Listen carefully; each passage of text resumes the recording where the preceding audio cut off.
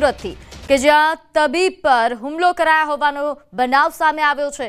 શહેરમાં તબીબ પર હુમલાની ઘટના સામે આવતા ચકચાર મચી છે। શહેરના પાંડેસરા વિસ્તારમાં આ ઘટના બની કે જ્યાં ખાનગી હોસ્પિટલમાં દર્દીના સંબંધીઓએ આવીને હોબાળો મચાવ્યો હતો। ચેમ્બરમાં ઘૂસીને ડોક્ટરને લાફો માર્યો। સમગ્ર ઘટના સીસીટીવી કેમેરામાં કેદ થઈ છે। તબીબ દ્વારા પાંડેસરા પોલીસ સ્ટેશનમાં હાલ જાણ કરવામાં આવ્યા હોવાના સમાચાર છે। તો સીસીટીવીમાં જોઈ શકાય છે તેમ ડોક્ટરની ચેમ્બરમાં બે શખ્સો ઘૂસે છે અને ખુરશીમાં બેઠેલા ડોક્ટર પર એક વ્યક્તિ લાફો ઝીકી દે છે અને તે બાદ પણ એક બાદ એક 12 થપ્પડો મારે છે અને આ સમયે ચેમ્બરમાં એક નર્સ આવી જતા શખ્સ તે મહિલાને પણ ધમકાવીને બહાર જતા રહેવાની ધમકી આપે છે। ત્યારે આ મામલે વધુ અપડેટ સાથે આપણી સાથે સંવાદદાતા કીર્તેશ જોડાઈ ગયા છે। કીર્તેશ, તબીબ પર હુમલાની આ ઘટના મામલે શું અપડેટ? બિલકુલ, જે પ્રકારે તબીબો પર હુમલાની ઘટના બનતી હોય છે ત્યારે વધુ એક ઘટના સામે આવી છે। સુરતના પાંડેસરા વિસ્તારમાં ખાનગી ક્લિનિકમાં તબીબ પોતાના ચેમ્બરમાં બેઠો હોય છે ત્યારે બે વ્યક્તિઓ પહોંચી જાય છે અને એક પછી એક બહાર જતા તમાચા ઝીકી દે છે। જો સૂત્રોની વાત માનીએ તો જે મારવાવાળા વ્યક્તિ છે તેમનો બાળક ને ગંભીર અવસ્થામાં હોસ્પિટલ લઈ જવામાં આવે છે ત્યારે આ તબીબ પોતાની પાસે સગવડ ના હોય તેને અન્ય જ હોસ્પિટલ લઈ જવાનું કહે છે ત્યારે આ બાળકના પરિવારના લોકો વખણાઈ જાય છે કે જો તારી પાસે સગવડ નથી તો ક્લિનિક ખોલીને કેમ બેઠો છે એમ કરીને તબીબ ઉપર તૂટી પડે છે। જો કે તબીબ પાસે તબીબની ડિગ્રી છે કે નહીં તેને લઈને પણ સવાલો ઉભા થયા છે। સમગ્ર ઘટના સીસીટીવીમાં કેદ થવા પામી છે। આ તબીબ દ્વારા હવે પાંડેસરા પોલીસ મથકે ફરિયાદ નોંધવામાં આવી છે અને પોલીસે આ મામલે તપાસ શરૂ કરી છે। જી કીર્તેશ, આભાર માહિતી આપવા બદલ। તો હાલ જે રીતે સંવાદદાતાએ જણાવ્યું કે આ મામલે ફરિયાદ નોંધાઈ છે અને તપાસ શરૂ કરવામાં આવી છે। તો આ તરફ અમદાવાદમાં પૈસા ઉછીના ન આપતા 16 ફડાકા ઝીક્યા હોવાનો બનાવ સામે આવ્યો। અમદાવાદ ગુંડાઓનું શહેર બની ગયું છે, ત્યાં દ્રશ્યો પુરવાર કરે છે। યુપી બિહાર જેવી હાલત બની ગઈ છે અમદાવાદની। જાહેર રોડ પર હત્યાઓ બાદ હવે નજીવી બાબતે ફડાકા માર્યા। કાંકરિયા નજીક અશ્વિન ગોહિલ રિક્ષામાં બેઠો હતો ત્યારે ગીતા મંદિર અશોક સોસાયટીમાં રહેતા રાજ ઉર્ફે લાલુ નહાર અને ચિંતન જાદવ આવી ચડ્યા હતા। આરોપીએ ચપ્પુ બતાવીને ગાળાગાળી કરી, ઉછીના પૈસા માંગ્યા, પરંતુ યુવકે ના પાડતા બે લુખ્ખા ગિન્નાયા અને ઉશ્કેરાઈને યુવકને લાફા ઝીકી માર માર્યો। એક બે નહીં પરંતુ 16થી વધુ ફડાકા મારી દીધા। આરોપીઓ નશાની હાલતમાં હતા। વિડીયો વાયરલ થતા કાગડાપીઠ પોલીસે ગુનો નોંધી બંનેની ધરપકડ કરી છે। તો અમદાવાદમાં હાલ જે રીતે આ ઘટનાઓ સામે આવી રહી છે, કાયદો અને વ્યવસ્થાની સ્થિતિ કથળી હોય તેવું સ્પષ્ટપણે દેખાઈ રહ્યું છે। કારણ કે જાહેર રોડ પર આ પ્રકારે ફડાકાવાળી કરવી, આ પ્રકારે અસામાજિક તત્વો જે રીતે બેફામ બન્યા છે, ન ફક્ત અમદાવાદ, સુરતમાં પણ આ જ પ્રકારના જે દ્રશ્યો સામે આવ્યા છે। અહીં પોલીસનો જાણે કોઈ ડર જ ન હોય તે પ્રકારે આ લોકો બેફામ બન્યા છે, કાયદાને પોતાના હાથમાં લઈ રહ્યા છે, જેને લઈને પોલીસની કામગીરી પર પણ સવાલો ઉઠી રહ્યા છે। અમદાવાદના બનાવો ખૂબ જ ચોંકાવનારા છે કારણ કે જાહેર રસ્તા પર આ પ્રકારે યુવક દ્વારા 16 ફડાકા ઝીકી દેવામાં આવ્યા। તો આગળ વાત કરીએ મહેસાણાની। અહીં દૂધસાગર ડેરી સામે વિરોધનો વંટોળ। પાટણના હારીજમાં પશુપાલક સંમેલનનું આયોજન થયું છે કે જ્યાં હારીજ, સમી અને શંખેશ્વર તાલુકાના પશુપાલકો આ સંમેલનમાં એકઠા થયા છે। નોંધનીય છે કે સંમેલનમાં દૂધસાગર ડેરી દ્વારા પશુપાલકોને દૂધના ભાવ અંગે રજૂઆતો કરવામાં આવશે અને સાથે અહીં સાગરદાણ ખાણમાં પણ મોટી માત્રામાં માટીનું ભેળસેળ કરી આપતા હોવાની ફરિયાદ થઈ રહી છે। આજના સંમેલનમાં પશુપાલકોને દૂધમાં ભાવ વધારો, સાગરદાણની યોગ્ય ગુણવત્તા તેમજ અનેક મુદ્દાઓ પર ચર્ચા કરાશે। પશુપાલક સંમેલન બાદ વિશાળ સંખ્યામાં પશુપાલકો રેલી સ્વરૂપે મામલતદારને આવેદનપત્ર આપવા માટે જવાના છે। સાથે હારીજ હાઈવે પર દૂધનો અભિષેક કરીને વિરોધ પણ વ્યક્ત કરાશે।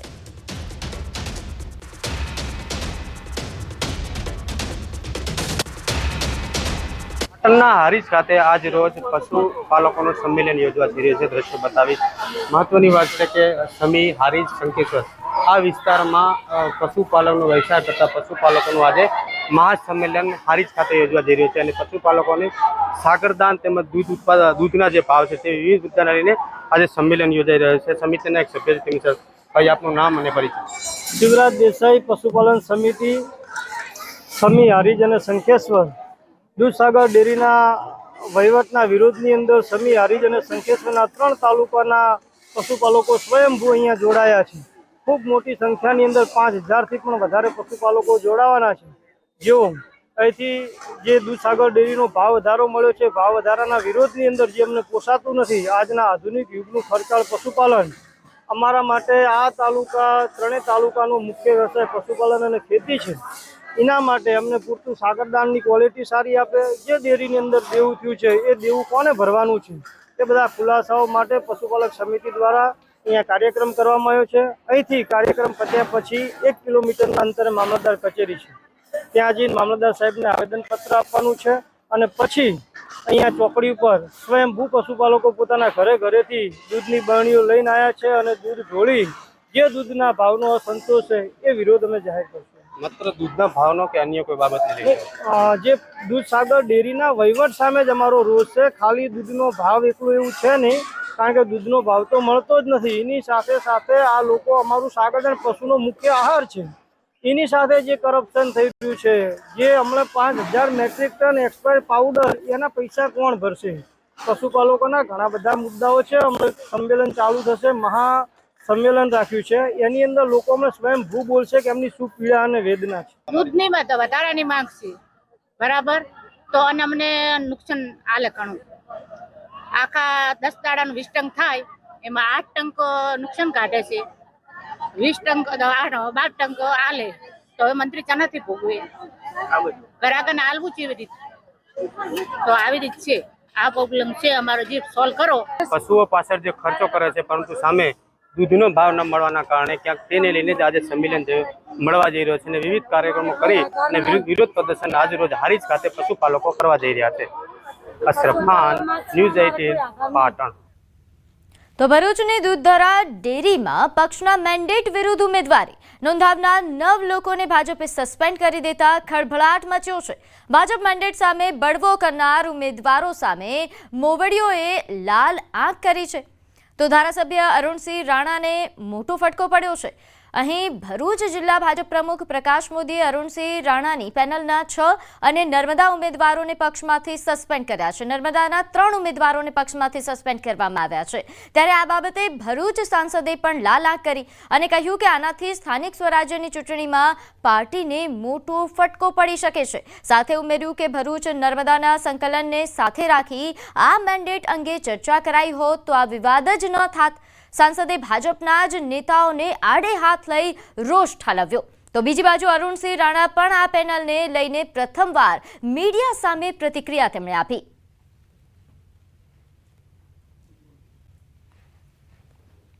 આ સસ્પેન્ડ જે કર્યા છે એનાથી પાર્ટી માને કે નહીં માને, પણ પાર્ટીને આવનારા દિવસોમાં નુકસાન છે. તાલુકા પંચાયત, જિલ્લા પંચાયતની ચૂંટણીમાં એનું નુકસાન થવાનું છે, સ્પષ્ટ માનવું પડે. આ જિલ્લાને પૂછ્યા વગર ઉમેદવારો નક્કી કર્યાનો પાર્ટીમાં પ્રદેશમાં મોકલી આપ્યા, પ્રદેશની આની તો ખબર ન હોય. તો આ જે પ્રક્રિયા જે છે એ તદ્દન ખોટી રીતના થઈ રહી છે. આ પાર્ટીને આવનારા દિવસોમાં બહુ ભયંકર રીતના નુકસાન થઈ રહ્યું છે. પણ પાર્ટીમાં જે પ્રક્રિયા થઈ રહી છે એ ખોટી છે.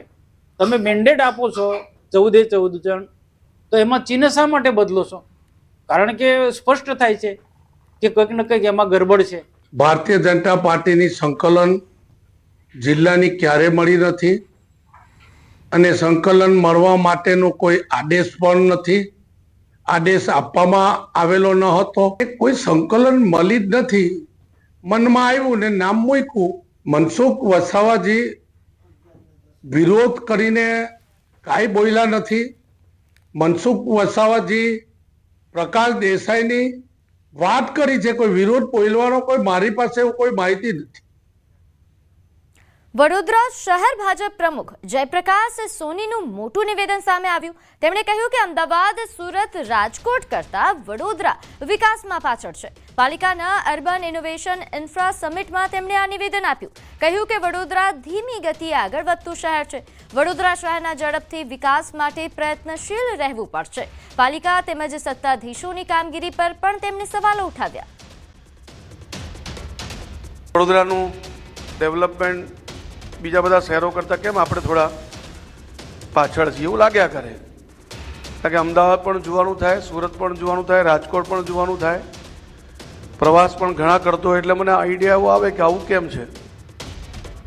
તો કચ્છમાં શિક્ષકોની ઘટ અંગે વિરોધ કરવામાં આવ્યો. અહીં મુન્દ્રાના મોખા ટોલ નાકા પર ચક્કાજામ કરાયો. આશાપુરા ચેરિટેબલ ટ્રસ્ટ દ્વારા આ વિરોધ પ્રદર્શન કરાયું. રાજ્ય સરકારે કચ્છ જિલ્લામાં ખાસ ભરતીની જાહેરાત બાદ શિક્ષકોની જગ્યાઓ પૂરતી ભરાઈ નથી. આશાપુરા ચેરિટેબલ ટ્રસ્ટ શિક્ષકોની ઘટને લઈને ઘણા સમયથી આંદોલન કરી રહ્યું છે. વિરોધ પ્રદર્શનને લઈને પોલીસ બંદોબસ્ત ગોઠવાયો હતો. મોખા ટોલ નાકા પર હાથમાં બેનરો અને સૂત્રોચ્ચાર સાથે વિરોધ કરાયો. ચક્કાજામના કારણે વાહનોની લાંબી લાઈનો લાગી હતી. પોલીસે વિરોધ કરી રહેલા 50 જેટલા આગેવાનોની અટકાયત કરી.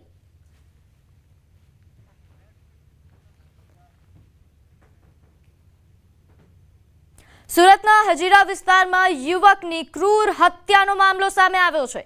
હાથ પગ બાંધીને હત્યા કરાયા હોવાના સમાચાર. બોથડ પદાર્થ મારીને હત્યા કરવામાં આવી. હત્યા કરી મૃતદેહને જાડીઓમાં ફેંકી દેવામાં આવ્યો હતો. મૃતક 24 વર્ષીય રણજીત પાસવાન હોવાનું સામે આવ્યું છે. હત્યારા હત્યા કરીને ફરાર થયા. હાજીરા પોલીસ ઘટના સ્થળે પહોંચી વધુ તપાસ હાથ ધરી છે.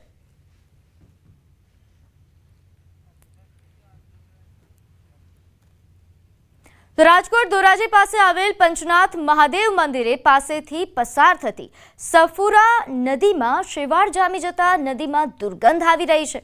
સફુરા નદીમાં વર્ષોથી નગરપાલિકા દ્વારા કોઈ જાતની સાફ સફાઈ કરવામાં આવી નથી. પ્રદૂષિત પાણી સંપૂર્ણ ભાદર નદીમાં છોડાતા લોકોને અનેક બીમારીઓનો સામનો પણ કરવો પડે છે. પશુ પક્ષીઓ આ ઉપરાંત પાણી પીતા હોવાથી અહીં બીમાર પડવાની પણ ભીતિ સેવાઈ રહી છે. ત્યારે નગરપાલિકાને અનેકવાર લેખિત અને મૌખિક રજૂઆતો કરવામાં આવી, છતાં હજુ સુધી કામગીરી કરવામાં આવી નથી.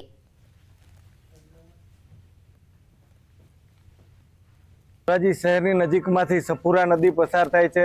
આ નદીની અંદર અત્યંત ગંદકી થઈ ગયેલ છે અને પાણી જે વાપરવા લાયક નથી. આ પાણી છે પાણી આ નદી મારફતથી ભાદર નદીની અંદર ભળે છે અને લાખો લોકો ગ્રામ્ય વિસ્તારની અંદરથી જે આ નદી પસાર થતી હોય આ પાણીનો ઉપયોગ કરતી હોય છે. આ પાણીને ડોળું અને દૂષિત પાણી હોવાને કારણે લોકોને અને પશુઓને અનેક પ્રકારના રોગો થવાની સંભાવનાઓ છે. કોઝવે તો વર્ષોથી આ માંગણી છે. ધોરાજીની સફુરા નદી ઉપરનો કોઝવે ઊંચો કરવામાં આવે ને લોકોને રાહદારીઓ માટે એક આશીર્વાદ સમાન છે. કોઝવે ઊંચો કરવો એટલે વર્ષોથી આ માંગણી છે, પણ તંત્ર કોઈ પણ જાતનું ધ્યાન દેતું નથી. રાજકોટ પાસે ધોરાજી પાસે જે વર્ષો જૂની ઐતિહાસિક ગણી કહી શકાય સફુરા નદી આવેલ છે. સફુરા નદી છે તેનો કોઝવે એક તો વર્ષોથી અધર કરવામાં નથી આવ્યો. બીજી તરફ વાત કરીએ કે જે સફુરા નદી છે તેનું પાણી એટલો બધો દૂષિત છે જે પશુ પાણી પીતા હોય બીમાર પડતા હોય છે. પાણી આખો તમે આપણે પાણીના પેલા સીધા દ્રશ્યો બતાવ્યું, પાણીના દ્રશ્યો જોઈ શકો તો કેવું લીલું પાણી છે, કેટલી બધી સેવા જામી ગઈ છે, છતાં કોઈ જાતની તંત્ર દ્વારા આની સફાઈ કરવામાં આવતી નથી. અનેક વાર રજૂઆત કરવામાં આવી છે, છતાં સફાઈનું નામે જીરો છે. તે આપ જોઈ શકો છો કે કેવી હાલત છે અત્યારે સફુરા નદીની, કેવી હાલત છે. સફુરા નદીમાં જે દૂષિત હોય ત્યાંથી નીકળતા હોય પણ લોકો પસાર થતા હોય તો એ દુર્ગંધ મારતી હોય છે, છતાં કોઈ જાતની તંત્ર દ્વારા કોઈ જાતની કાર્યવાહી કરવામાં આવતી નથી. અત્યારે પશુપાલકોને લોકોને એવી માંગ છે કે તાત્કાલિક ધોરણે આ સફુરા નદીની સફાઈ કરવામાં આવે અને કોઝવે છે તે કોઝવે અધર કરવામાં આવે. મુનાફ બગાલી, ગુજરાતી, ધોરાજી. તો આ તરફ રાજકોટના ગોંડલના સૌથી મોટા ગામ પૈકીના એક દેરડી કુંભાજીમાં પશુ દવાખાનાની હાલત ખંડેર બની ગઈ છે. એક તરફ પશુ દવાખાનામાં વર્ષોથી પશુ ડોક્ટરની નિમણૂક થતી નથી, તો બીજી તરફ દવાખાનાની હાલત પણ ખખડધજ થઈ ચૂકી છે. છતમાં લટકતા લોખંડના સળિયાઓ અને ઉપરથી ખરતા પોપડાઓ, બારીની હાલત પણ ખખડધજ થઈ છે. ગામમાં પશુઓના તબેલાઓ, પશુપાલનનો વ્યવસાય કરતા માલધારીઓ અને ગૌશાળા ઉપરાંત ગામમાં રખડતા પશુઓની સંખ્યા પણ છે. તેમ છતાં સ્થાનિકો આ પશુ દવાખાનાનું બિલ્ડિંગ નવું બનાવવા માટે ઘણા સમયથી માંગ કરી રહ્યા છે, પરંતુ આ દિન સુધી તેમની માંગ સ્વીકારાઈ નથી. અને ઘણા સમયથી અહીં ડૉક્ટરની નિમણૂક થયેલ નથી અને અહીંની બિલ્ડિંગ જે દવાખાનાની છે તે હાવ ખંડેર થઈ ગઈ છે.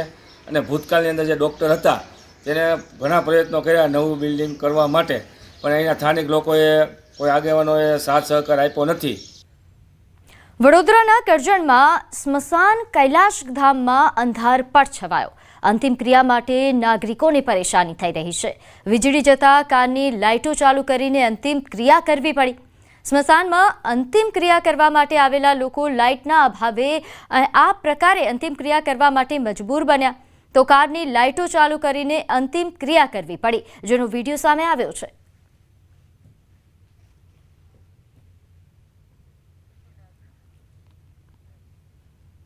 તો સુરત જેલમાંથી મુક્ત થતા ગુસ્સી ટોકના આરોપી ચીકનાનું ચકાચક સ્વાગત કરાયું. જી હા, આ પ્રકારના સમાચાર સુરતથી સામે આવ્યા છે. જાણે કોઈ હીરો કે ધર્મગુરુ આવ્યા હોય તે રીતે પગે લાગી હારતોરા કરી આરોપીનું સ્વાગત કરાયું. કુખ્યાત ગુસ્સી ટોક આરોપી આશીષ ઉર્ફે ચીકનો પાંડે જેલમાંથી મુક્ત થયા બાદ જાણે કોઈ ફિલ્મી હીરો કે રાજકીય નેતા હોય તેમ તેનું સ્વાગત કરવામાં આવ્યું. સચિન સબ જેલની બહાર આરોપી આશીષની રાહ જોતા લગભગ 40-50 લોકો ભેગા થયા. જેલમાંથી બહાર આવતા તેના સાગરીતો તેના પગે લાગી ગયા અને આ દ્રશ્યો જોનારને એવું લાગતું હતું કે જાણે ઉત્તર પ્રદેશના કોઈ મોટા ગુંડાનું સ્વાગત થઈ રહ્યું હોય. વાયરલ થયેલા વિડીયોમાં એક જેલ કર્મચારી પણ આરોપી સાથે હાથ મિલાવતો જોવા મળ્યો, જેને કારણે કાયદાના રક્ષકોની નિષ્પક્ષતા પર સવાલો ઊભા થયા. આશીષને લેવા માટે 7 થી 8 કાળી કારની કાફલો આવ્યો હતો. કાળી સ્કોર્પિયો કારમાં બેસીને આરોપીએ વિક્ટરીનો સિમ્બોલ બતાવ્યો, જાણે કાયદાની સામે પોતાની અણગમતીનો સંકેત આપતો હોય. આ વિડીયો રીલના રૂપમાં સોશિયલ મીડિયામાં પોસ્ટ થતાં જ આગની જેમ ફેલાઈ ગઈ. આરોપી આશીષ પાંડેના નામે હત્યા, અપહરણ, લૂંટ, ખંડણી, આર્મ્સ એક્ટ સહિત 26થી વધુ ગંભીર ગુનાઓ નોંધાયેલા છે. તે સુરતના અનેક વિસ્તારમાં લાલુ જાલિમ ગેંગ સાથે સક્રિય રહ્યો હતો. વિદ્યાર્થીઓ બસમાં બેસતા હતા અને ડ્રાઈવરે બસ ઉપાડતા વિદ્યાર્થીઓના જીવ અદ્ધર થયા. બસમાં પ્રવાસીઓ લેવામાં એટલી ઉતાવળ કે ભૂલી ગયા કે નીચે બાળકો છે. સાંભળો આ મહિલા બસ કંડક્ટરને, જેમણે એસટી બસમાં પ્રવાસીઓ ભરવામાં એટલી ઉતાવળ કરી કે ભૂલી ગયા કે નીચે બાળકો છે. વડોદરાના પાદરા જંબુસર રૂટ પરના એસટી બસના વિડીયો હાલ સોશિયલ મીડિયામાં વાયરલ છે. એસટી બસ કુરાલ ગામ પહોંચી ગઈ, જ્યાં સ્કૂલ જવા માટે બેગ સાથે બાળકો બસની રાહ જોઈને બેઠા હતા. એસટી બસ આવી, બ્રેક મારી, પણ થોડા બાળકો બસમાં ચડ્યા કે તરત મહિલા કંડક્ટરે બસ ઉપાડવા માટે ડ્રાઈવરને આદેશ કરી દીધો. હવે કંડક્ટર આદેશ કરે તો ડ્રાઈવર બસ ઉપાડે જ ને. ડ્રાઈવરે પણ બસ ઉપાડી દીધી અને કેટલાક બાળકો બસની સીડીઓ પર લટકતા રહ્યા તો કેટલાકના માટે બસ છૂટી ગઈ. મહિલા બસ કંડક્ટરની આ ઉતાવળ કે બેદરકારીએ બાળકોના જીવને પણ જોખમમાં મૂકી દીધા. તો પીએમ નરેન્દ્ર મોદીના 75 વર્ષના જન્મદિવસની ઉજવણીના ભાગરૂપે નમોત્સવ યોજાયો. એનજીઓ ફેડરેશન આયોજિત આ કાર્યક્રમ રેસકોર્સ ગ્રાઉન્ડ ખાતે યોજાયો, જેમાં 150 કલાકારોએ ગીત, સંગીત, નૃત્ય, નાટક સાથે નરેન્દ્ર મોદીની સંઘર્ષ ગાથા અહીં યશોગાથા પ્રસ્તુત કરવામાં આવી.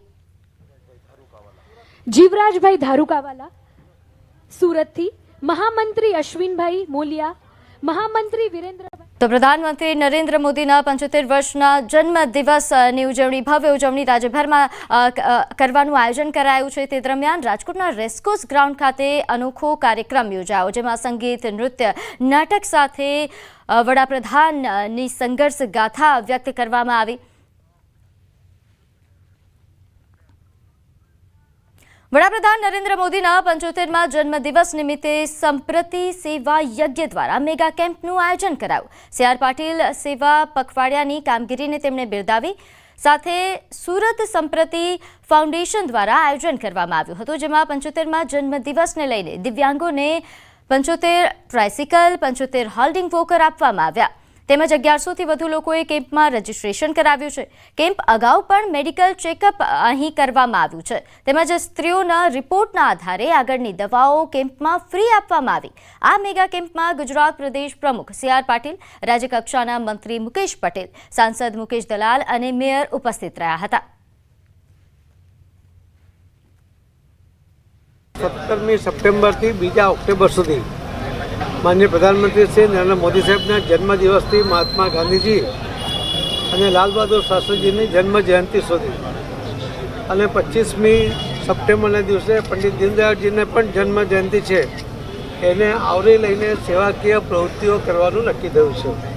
સુરત શહેર અને ગુજરાત ભારતીય જનતા પાર્ટીએ એને દિવાળી સુધી લંબાવવાનું નક્કી કર્યું છે અને એના કાર્યક્રમ પહેલાંથી જ ચાલુ કર્યા છે. એમાં પૈકી આજે સંપ્રતિ ફાઉન્ડેશન દ્વારા લગભગ 75 દિવ્યાંગ ભાઈ બહેનોને એક સાયકલ આપવા માટેનો પ્રયત્ન થયો છે. ગાંધીનગરના મહાત્મા મંદિર ખાતે 5મા અખિલ ભારતીય રાજભાષા સંમેલનનો શુભારંભ થયો હતો. આ પ્રસંગે કેન્દ્રીય ગૃહમંત્રી અને સહકારિતા મંત્રી અમિત શાહ ખાસ ઉપસ્થિત રહ્યા. તેમણે પોતાના ઉદ્બોધનમાં કહ્યું કે હિન્દી એ અન્ય ભારતીય ભાષાઓની હરીફ નથી, પરંતુ મિત્ર છે. ગુજરાતમાં ગુજરાતી અને હિન્દીનું સહ અસ્તિત્વ રહ્યું છે, જેના પરિણામે ગુજરાતી બાળકોની પહોંચ રાષ્ટ્રીય સ્તરે ઘણી વધી છે. દરેક નાગરિક માતૃભાષાને મહત્વ આપે અને રાજભાષાને સહયોગ આપે. કાર્યક્રમમાં મુખ્યમંત્રી ભૂપેન્દ્ર પટેલ પણ સંબોધન કર્યું હતું.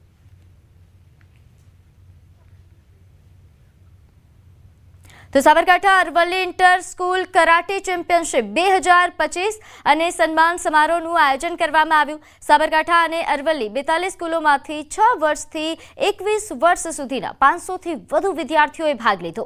સાબરકાંઠાના ખેલાડીઓ જિલ્લા કક્ષાએ, રાજ્ય કક્ષાએ તેમજ રાષ્ટ્રીય કક્ષાએ સાથે આંતરરાષ્ટ્રીય કક્ષાએ સાબરકાંઠા જિલ્લાનું નામ રોશન કરે તે માટે આ પ્રકારના કરાટે ચેમ્પિયનશિપનું આયોજન કરવામાં આવ્યું છે. વિજેતા ખેલાડીઓને મેડલ, સર્ટિફિકેટ આપવામાં આવ્યું. Sabarkantha Aravalli inter school karate championship Himmatnagar ખાતે ભોલેશ્વર સ્ટેડિયમમાં યોજાઈ છે. આ સ્પર્ધામાં સાબરકાંઠા અને અરવલ્લી જિલ્લાની 42 સ્કૂલોમાંથી અલગ અલગ એજ કેટેગરીમાંથી આપણે આ છોકરાઓને મોટિવેશન મળે, પ્લેટફોર્મ મળે એ હેતુસર 6 વર્ષથી લઈ અને 21 વર્ષ સુધીના બાળકોને અહીંયા ભાગ લેવડાવ્યો છે. 80 વર્ષના અડીખમ એવા દાદા કે જે આજે યુવાનોને પણ ઝાંખા પાડી દે તેવી સ્ફૂર્તિ સાથે સતત 31મા વર્ષે આશાપુરા માતાના મઢ દર્શને નીકળ્યા. ગિરિભા બાપુ 80 વર્ષની ઉંમરે પણ ગજબનો જોશ અને જુનૂન ધરાવે છે. 400 કિલોમીટરની યાત્રા તેઓ માત્ર 6 થી 7 દિવસમાં પૂર્ણ કરી માતાના મઢ પહોંચી જાય છે. 400 કિલોમીટરનું અંતર જે ચાલીને પૂર્ણ કરશે શ્રી ગુરુભા જાડેજા. તેમની આ યાત્રાને શુભેચ્છા આપવા માટે રાજપૂત સમાજના આગેવાનો, ગઢવી સમાજના આગેવાનો તથા બ્રહ્મ સમાજના આગેવાનો અને મુસ્લિમ સમાજના આગેવાનો તથા મિત્રો આવી પહોંચ્યા અને તેમના જુસ્સામાં વધારો કર્યો.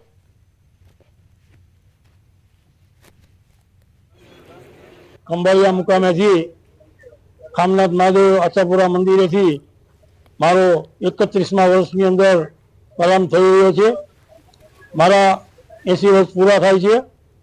95માં આ પદયાત્રા મેં શરૂ કરેલી. 95થી કરીને અત્યાર સુધીની અંદર મારો માતાજીની મહેરબાનીથી કન્ટિન્યુઅસ છે અને એ જ ટાઈમની અંદર હું માના ચરણોમાં હું પહોંચ્યું છું. હવે વાત પૂર અને વેદનાની.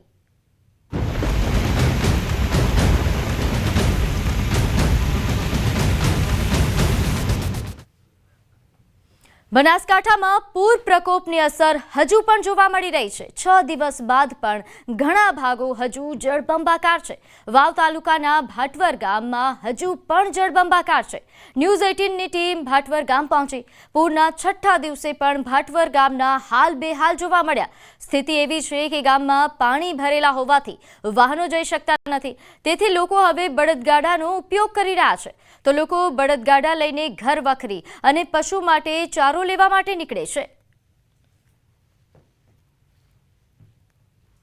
અત્યારે અમે સરહદી ભાટવર ગામમાં છીએ. બળદગાડી લઈને ખેડૂતો પોતાના ગામમાંથી બહાર આવી રહ્યા છે. જ્યાં નજર કરીએ છીએ ત્યાં પાણી જ પાણી હોય છે. કાકા જોડે વાત કરશું. બળદગાડા ઉપર ગાડી સાર લેવા આવી દે, ઢોરણ સાર નથી લેવા આવી દે. બળદગાડું લઈને જે છે તે આ પાણીમાંથી આવી રહ્યા છે.